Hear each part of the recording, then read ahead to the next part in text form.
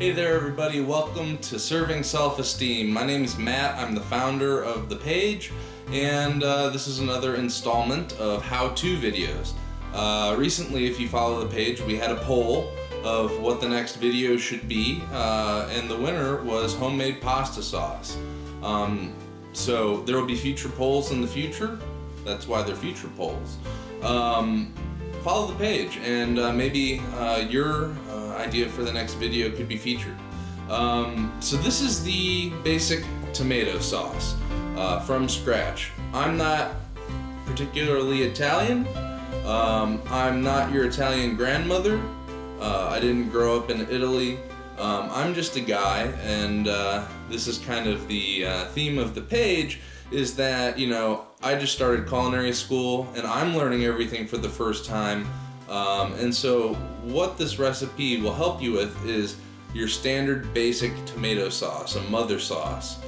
From there, what you choose to do with it, to add your own flair, your own ideas, make it your own, a family recipe, something to be shared, that's up to you.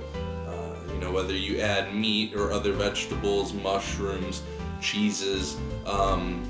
So this is a good platform to get you going. And what's my secret? How do I jazz it up? Haven't figured it out yet, but that's part of the fun. So enjoy, let's get going.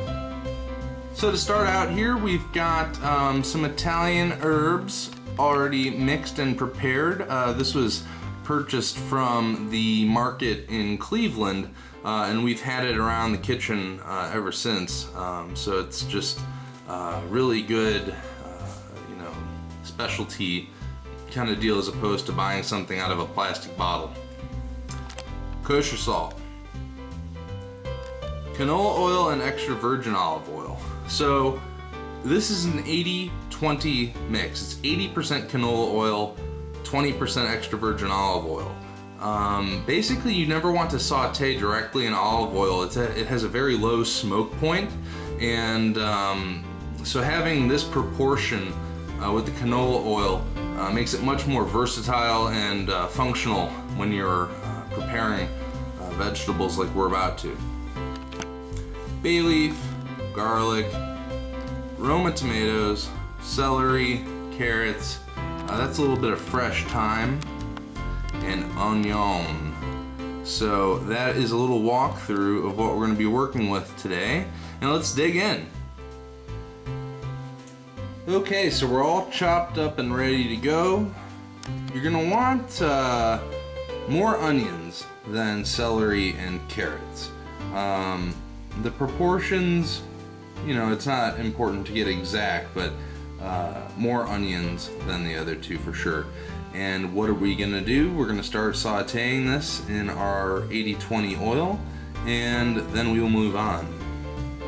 Our 80-20 oil, you really only need enough to coat the entire bottom of the pan. So this is seemingly appropriate for now. You can always add more. Got a high flame going. I'm going to turn it down just a little bit. I wanted to get that pan nice and hot. And we will start with the onions. And that's what happens when it's too hot. One of my goals is to be able to do the flippy thing on the video and not lose anything. And let's see how many pieces of onion we can see fly off. I already counted about 5. I'm getting better at it though. I've been practicing with dried pinto beans. That way if you lose them, they're easy to pick up.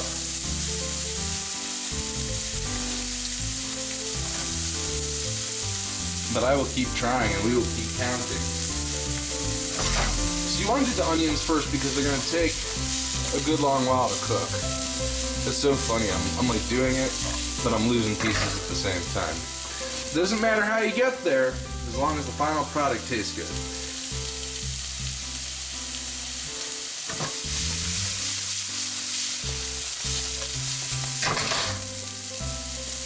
Give that a little bit of time because they're going to need more time to cook than the other two. The other two, I put in the carrots next, and then the celery. So once these get a little translucent, we can move on to phase 2 and 3. So first I'm going to salt my onions with that kosher salt.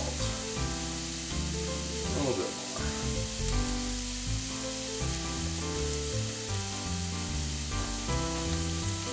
Give that a toss.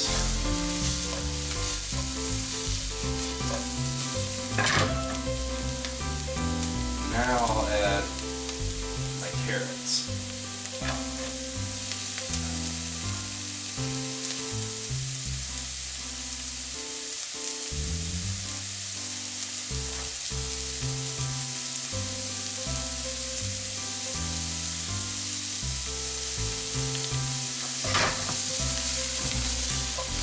Get those mixed in.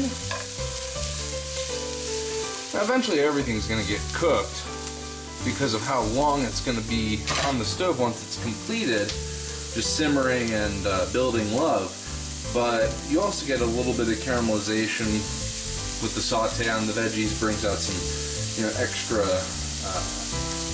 deep and just loving flavors. What does love taste like? You're doing your salting in layers as you're building the dish. If it needs salt at the end, you can make that decision. But we're kind of planning our salt ahead of time, if that makes sense. So it seems like a lot now, but it's going to carry the whole dish. So now I'm going to add my celery and drop something on the floor.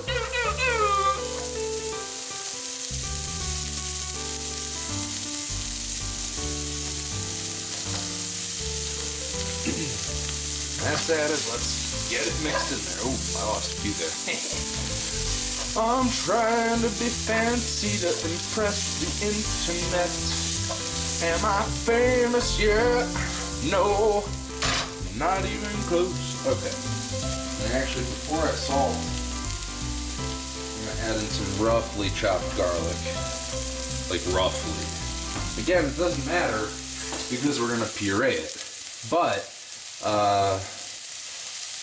we're adding it late because garlic tends to burn really fast. For example, if you dice up garlic and throw it in the pan before anything else, by the time you're done, you've obliterated the garlic. So we're just going to get a light saute on it, and it will continue cooking with all the flavors of everything else. And then when we puree it, that will prevent anybody from getting a big old hunk of garlic. These are Roma tomatoes. Another common one is San Marzano. So, to start with a raw tomato, to get it to a dice is called a concasse. And this again is a knife skill I'm going to have to do for my final. So I'm going to cut off both ends. My phone is blowing up because I'm so famous. Okay. And then we're going to quarter it. So now I've got these segments. Here's where the fun comes in. I'm going to grab my fillet knife.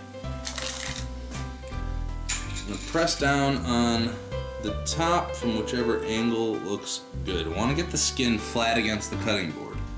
And then I'm just going to come in, get in between the skin and the flesh of the tomato.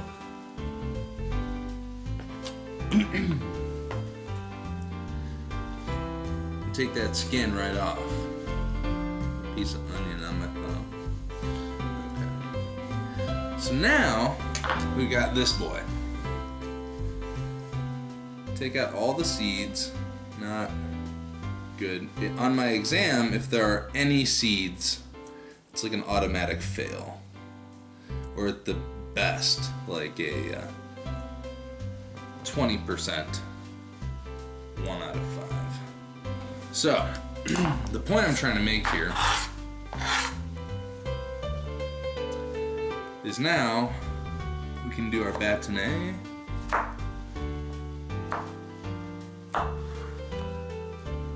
And we can small dice.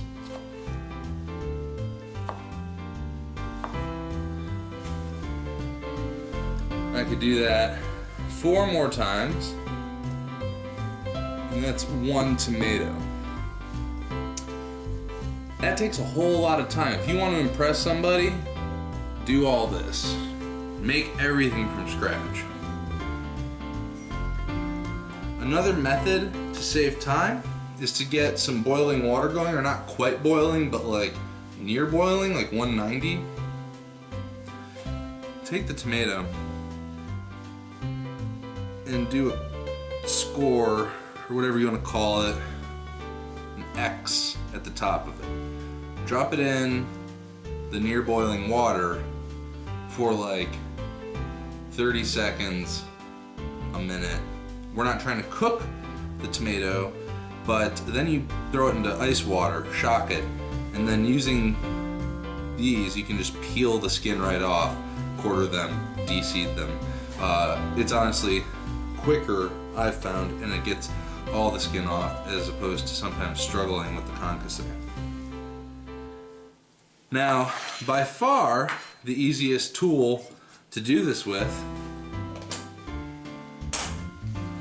can opener. I've got cans of diced tomatoes. While there's a certain amount of pride in doing the completely from scratch method, that 1 tomato would take me a couple minutes. How many tomatoes do I need for my sauce total? A lot. I don't think that there's any shame in breaking down to use diced tomatoes. It's just tomatoes in tomato juice, which I've drained because I want to keep control of the liquid in my dish, and like salt, and that's it. I mean, take a look. Nothing fancy. So there's no shame in doing this. Basically, you're expediting the process. What you would have ended up with, although mine would have been smaller, is diced tomatoes. Diced tomatoes are diced tomatoes. But again, if you want to impress somebody, do it by hand yourself. It's a good accomplishment. It really shows that you put all the time into it, but can't argue with this. To my vegetable saute, my mirepoix and garlic, I'm going to add a little bit of all-purpose flour. Just a bit. I'm going to show you how much I put in here in a second. Just eyeball it. I don't know if you can see that well, but it's just a light amount of flour, and we're going to start there. You can always add more. It's hard to take away. Don't fall down, camera. Okay, so let me get my spoon. So we got rid of a little bit of that liquid, but I'm going to continue to add more flour until we get the consistency that I want.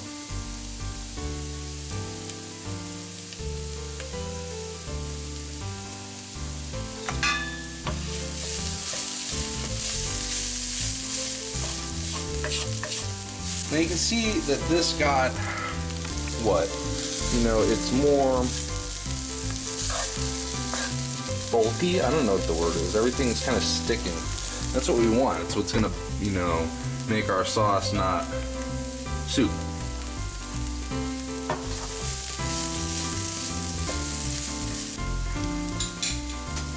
Now, the big guns. Let's go with our tomatoes.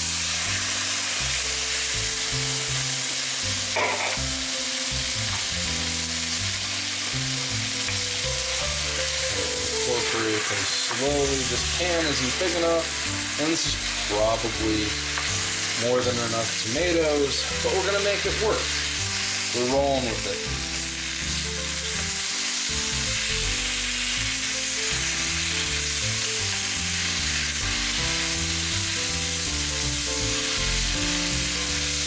Okay.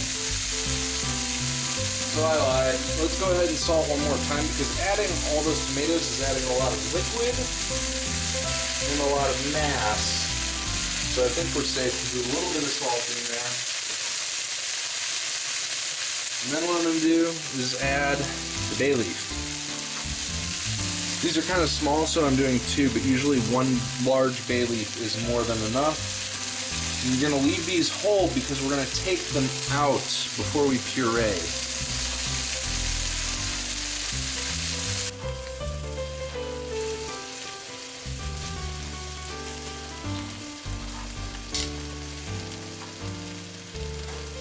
So then I'll come in with my dried Italian herbs. Again, this is a blend that was purchased at the Cleveland Westside Market from a spice vendor.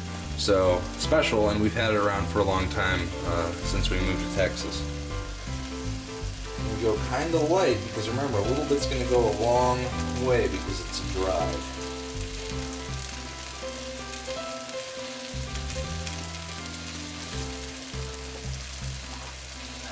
Homemade beef stock. I made this a couple days ago, and homemade is just always better than store-bought.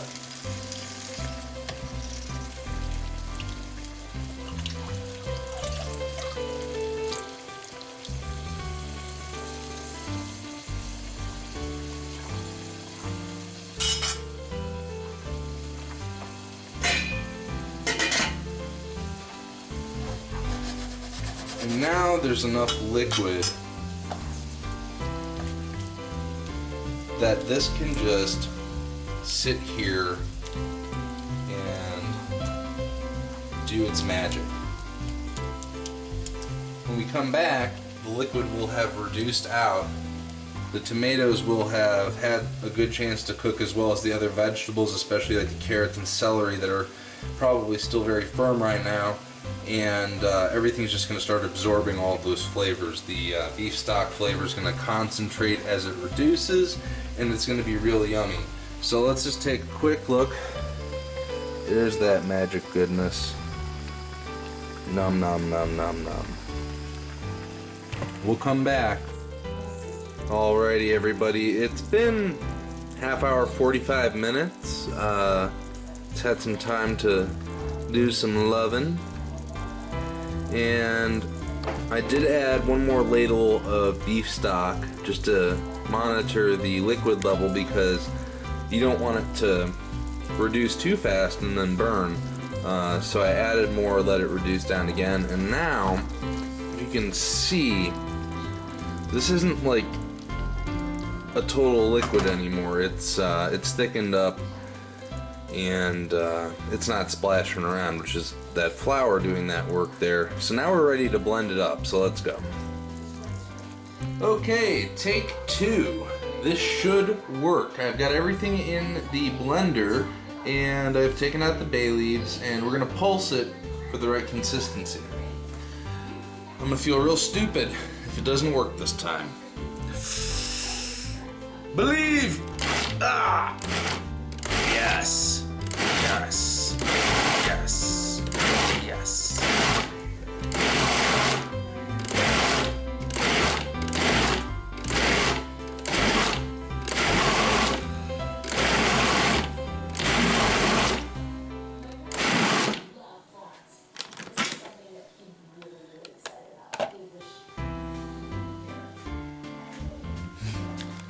See if you guys can get in there and see that it's still got texture to it. But for example, I can't see that piece of celery anymore. Ooh, steam action. Steam action. Okay, well, that's all good to go. So let's do something with it.